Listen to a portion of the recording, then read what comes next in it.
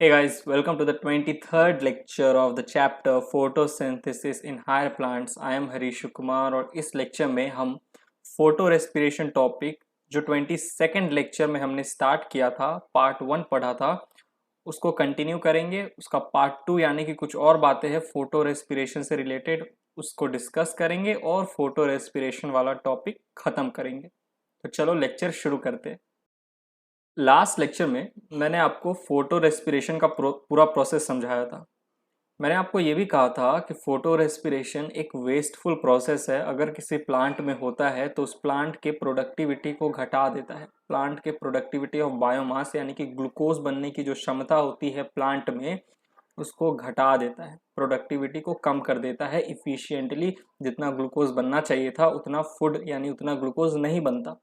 तो photo respiration एक गंदा प्रोसेस है। कब होता है? जब एक प्लांट पे हाई लाइट इंटेंसिटी गिरती है। हाई इंटेंसिटी की लाइट जब आप गिराओगे तो ये फोटो रेस्पिरेशन प्रोसेस होता है। और मैंने आपको एक और बात कहा था कि फोटो रेस्पिरेशन के लिए जो एंजाइम रिस्पॉन्सिबल है ना, वो है Rubisco. Rubisco is the enzyme responsible for the process photo respiration which is wasteful. अब एक और बात याद कीजिए आप, मैंने आपको एक और बात कहा था कि फोटो रेस्पिरेशन जो प्रोसेस है वो C3 प्लांट्स में होता है। हाई इंटेंसिटी की लाइट जब C3 प्लांट पे गिरती है, लेकिन C4 प्लांट पे जब हाई इंटेंसिटी की लाइट गिरती है तो फोटो रेस्पिरेशन C4 प्लांट में नहीं होता।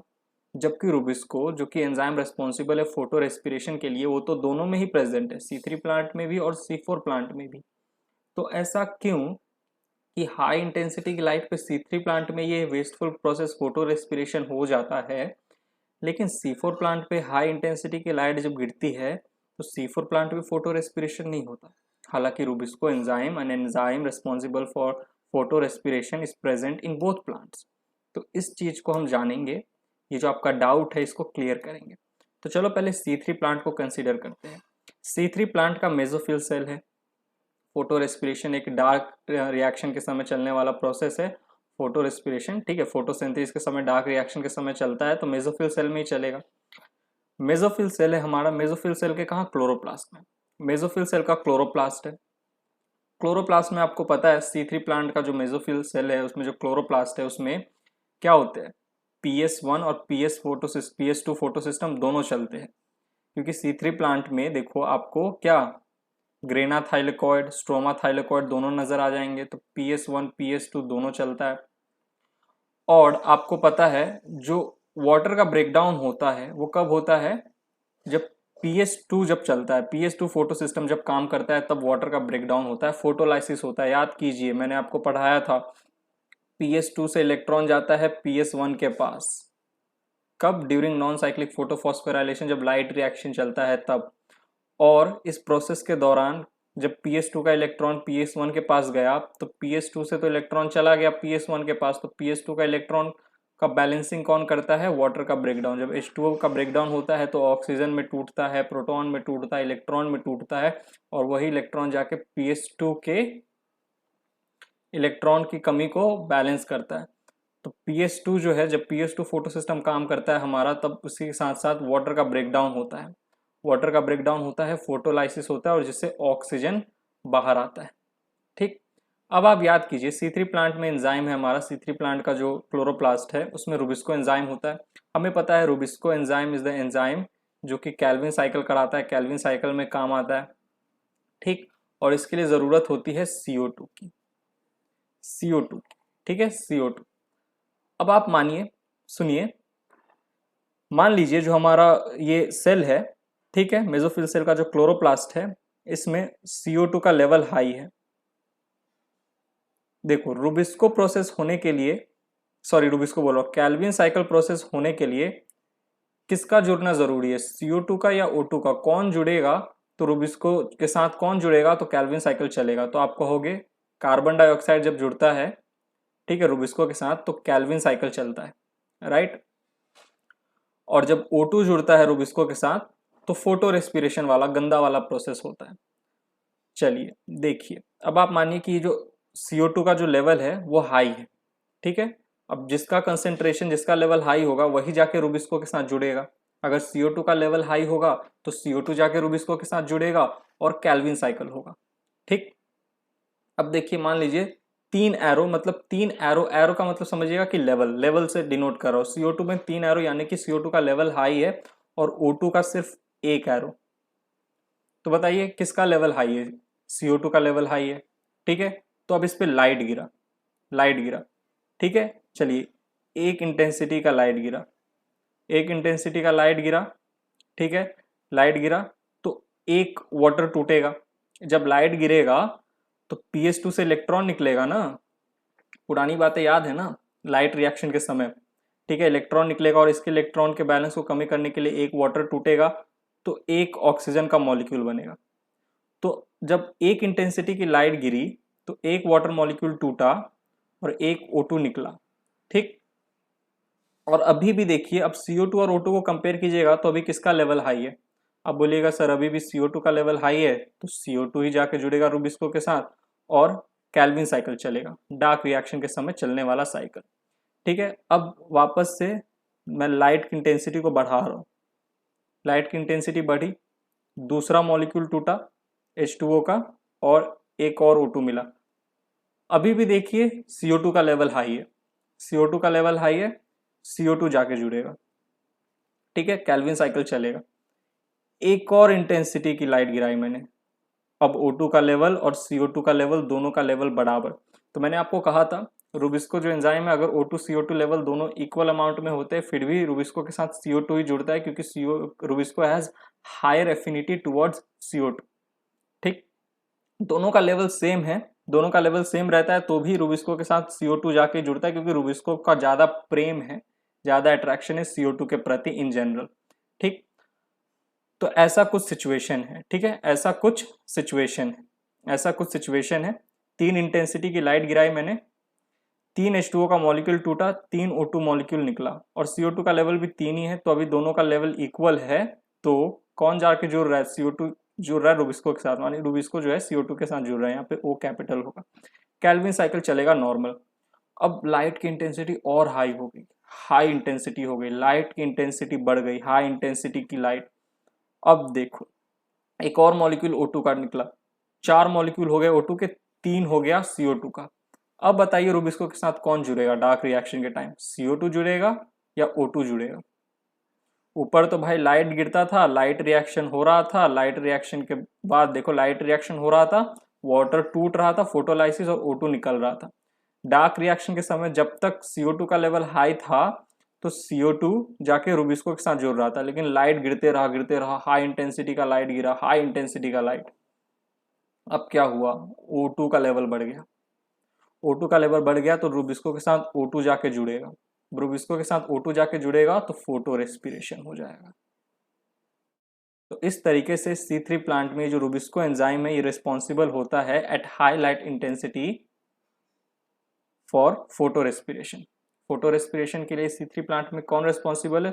रुबिस्को। कब होता है? एट हाई लाइट इंटेंसिटी, जब हाई लाइट की इंटेंसिटी, हाई इंटेंसिटी की लाइट गिरती है C3 प्लांट पे। ठीक, अब हम बात करते हैं कि C3 प्लांट पे फोटो रेस्पिरेशन हो रहा है। मैंने कहा C4 प्लांट में भी रुबिस्को है, लेकिन C4 प्लांट में रुबिस्को सॉरी फोटो रेस्पिरेशन नहीं होता। ऐसा क्यों? देखिए इस चीज को समझेंगे। आपको पता है C4 प्लांट में एक स्पेशल टाइप ऑफ हमें लीफ अरेंजमेंट देखने को मिलता है, Kranz anatomy, right. Mesophyll cell और बंडल शीथ सेल दोनों साथ साथ होते हैं, ऑलराइट, आपको पता है ये बात, राइट। अब देखिए दोनों में मैंने क्लोरोप्लास्ट बना दिया, दोनों में क्लोरोप्लास्ट होता है। यहाँ पे क्लोरोप्लास्ट के अंदर मैंने क्या बना दिया? Thylakoids, grana thylakoid, stroma thylakoid, और आपको पता है यहाँ पे PS1 PS2 दोनों है। वैसे ही वाटर जब लाइट गिरती है PS2 के ऊपर तो वाटर का ब्रेकडाउन होता है O2 में, इतना आपको पता है। और बंडल शीथ सेल में याद कीजिए, बंडल शीथ सेल का जो क्लोरोप्लास्ट होता है उसमें सिर्फ PS1 फोटो सिस्टम होता है, फोटो सिस्टम जो होता है वो एक्टिव होता है, क्योंकि यहाँ पे ग्रेना थाइलेकॉइड नहीं होते। देखो यहाँ पे आपको ग्रेना थाइलेकॉइड नजर नहीं आएंगे, सिर्फ स्ट्रोमा थाइलेकॉइड होते हैं, और सिर्फ स्ट्रोमा थाइलेकॉइड होता है, यानी कि सिर्फ फोटो सिस्टम 1 जो होता है वही एक्टिव होता है, वही प्रेजेंट होता है। अब देखिए रुबिस्को एंजाइम आपको पता है C4 प्लांट्स में कहाँ पे प्रेजेंट होता है? बंडल शीथ सेल में। और रुबिस्को एंजाइम क्या कराता है? कैल्विन साइकिल, कहाँ? बंडल शीथ सेल में। ये बात मैंने आपको पढ़ाया था C4 पाथवे के दौरान। और बंडल शीथ सेल जो होता है, बंडल शीथ सेल का जो सेल वॉल होता है वो बहुत ही ज़्यादा थिक होता है एंड इम्पर्वियल होता है। बाहर से कोई गैस जो है वो CO2 हो या O2 हो, कुछ भी हो, नहीं आ सकता। इम्पर्विएबल यानी impervious to gaseous exchange, thick होता है। बंडल शीथ सेल का जो सेल वॉल होता है वो थिक होता है। ये बात भी मैंने आपको बता के रखी है। अब देखिए, लाइट गिरा, लाइट साइमल्टेनियसली दोनों पे गिरेगा, मेसोफिल सेल पे भी गिरेगा, बंडल शीथ सेल पे भी गिरेगा।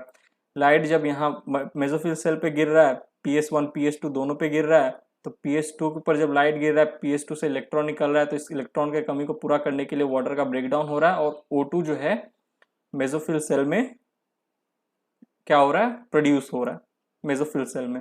अब यहाँ देखिए एक चीज, ये जो O2 है ना, क्या ये O2 बंडल शीथ सेल में जा पाएगा रुबिस्को के पास? क्योंकि O2 जब रुबिस्को के साथ बाइंड करता है तभी जाके क्या होता है, फोटो रेस्पिरेशन होता है। तो बंडल शीथ सेल में तो सिर्फ PS1 है, PS2 है ही नहीं। तो क्या O2 का प्रोडक्शन बंडल शीथ सेल जहां पे रुबिस्को प्रेजेंट है, जिसके क्लोरोप्लास्ट में रुबिस्को प्रेजेंट है, क्या यहाँ पे O2 का प्रोडक्शन होगा? नहीं होगा, क्योंकि यहाँ PS2 ही नहीं है। लेकिन मेसोफिल सेल में O2 का प्रोडक्शन होगा क्योंकि यहाँ PS2 प्रेजेंट है और यहाँ पे ये रहा O2। बट ये जो O2 बन रहा है ना मेसोफिल सेल में, क्या ये जा पाएगा बंडल शीथ सेल में? क्यों? क्योंकि बीच में मोटा सा सेल वॉल है जो कि इम्पर्वियस होता है, इम्पर्वियस होता है टू गैसियस एक्सचेंज। तो इस तरीके से देखिए, जो हमारा यहाँ पे जो O2 है, जो मेसोफिल सेल में बन रहा है, वो बंडल शीथ सेल में जा ही नहीं पा रहा है। क्यों? क्योंकि यहाँ पे थिक सेल वॉल आ गया और रुबिस्को के साथ जब तक O2 नहीं जुड़ेगा तब तक फोटो रेस्पिरेशन नहीं होगा। तो यही कारण है कि जो हमारा बंडल शीथ सेल है, इसमें C4 प्लांट का, इसमें रुबिस्को होने के बावजूद भी क्या नहीं होता, फोटो रेस्पिरेशन नहीं होता एट हाई लाइट इंटेंसिटी। आप कितना भी लाइट गिराते रहो, O2 तो यहाँ बन रहा है ना, O2 का लेवल तो यहाँ बन रहा है, पर ये जो हाई O2 लेवल है ये रुबिस्को के पास जा ही नहीं पा रहा है। बात को समझ रहे हो ना? अब देखिए, अब रुबिस्को के लिए, अब केल्विन साइकिल चलने के लिए CO2 भी जरूरत है, CO2 की जरूरत है, राइट। और ये तो पूरा इम्पर्वियस है, यहाँ से तो कुछ भी घुस नहीं सकता, CO2 भी नहीं घुस सकता, कुछ भी नहीं घुस सकता। तो भैया ये रुबिस्को के पास CO2 कहाँ से जाएगा? क्योंकि CO2 जब तक रुबिस्को के साथ नहीं जाएगा तब तक केल्विन साइकिल नहीं चलेगा, और जब तक केल्विन साइकिल नहीं चलेगा तब तक ग्लूकोज का प्रोडक्शन नहीं होगा। तो आप बोलोगे सर एक बात बताओ, चलो हम मान गए कि बंडल शीथ सेल का जो सेल वॉल है वो इम्पर्वियस है, पर यहाँ पे CO2 कैसे आ रहा है? CO2 भी तो जरूरी है केल्विन साइकिल के लिए। ठीक है, O2 नहीं जा पा रहा तो फोटो रेस्पिरेशन नहीं हो पा रहा, क्योंकि O2 जाके बाइंड करता है रुबिस्को के साथ, तभी फोटो रेस्पिरेशन शुरू होता है।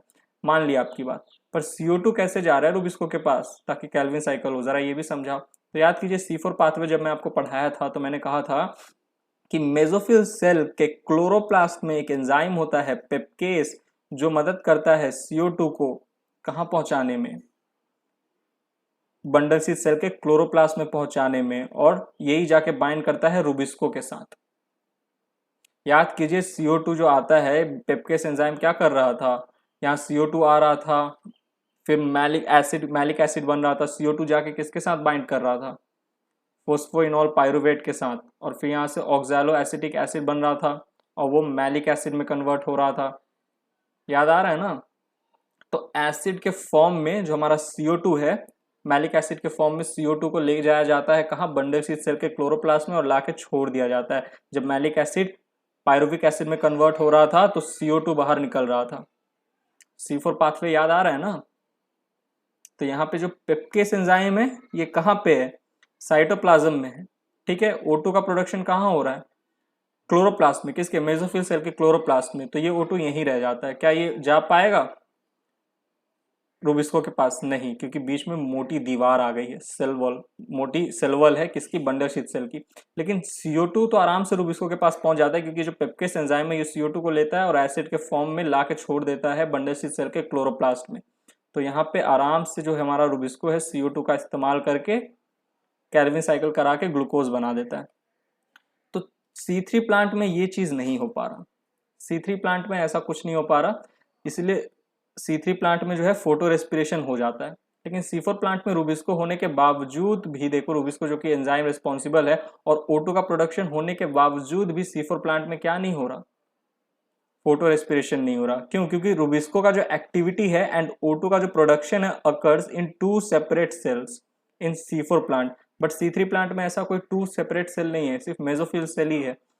तो यही C4 प्लांट की खास बात है, इसीलिए इसको स्पेशल और एडवांस्ड कहा जाता है, क्योंकि इसमें आपको क्रेन्स एनाटॉमी देखने को मिलता है। क्रेन्स एनाटॉमी मतलब क्या? बंडल शीथ सेल और मेसोफिल सेल साथ साथ में। याद कीजिए, वैस्कुलर बंडल के आजू बाजू बंडल शीथ सेल का कंसेंट्रिक सर्कल, जो मैं आपको गेंदा का फूल का माला से समझाया था, राइट?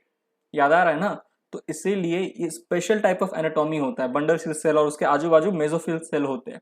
तो क्रेन्स एनाटॉमी होता है, क्रेन्स एनाटॉमी C4 प्लांट में, ठीक है। इसी कारण से जो रूबिस्को का एक्टिविटी है वो दूसरे सेल में हो रहा है, O2 का प्रोडक्शन दूसरे सेल में हो रहा है, और O2 जो है वो जा भी नहीं पा रहा है रूबिस्को के पास, क्योंकि बीच में मोटी दीवार है किसकी? बंडल शीथ सेल की, बंडल शीथ सेल की, सेल वॉल की, ठीक।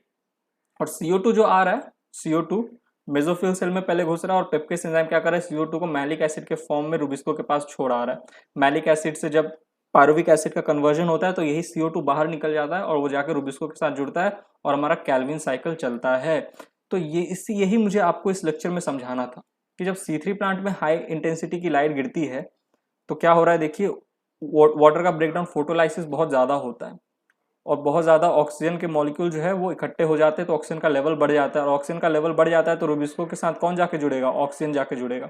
शुरुआत में O2 का लेवल ज़्यादा था, लेकिन जैसी जैसी ज़्यादा इंटेंसिटी की लाइट गिरती रही, लाइट रिएक्शन के समय जो PS2 है, PS2 के इलेक्ट्रॉन की कमी को पूरा करने के लिए बहुत ज़्यादा वाटर टूटने लगा, ठीक है, और इससे बहुत ज़्यादा ऑक्सीजन मॉलिक्यूल बनने लगा।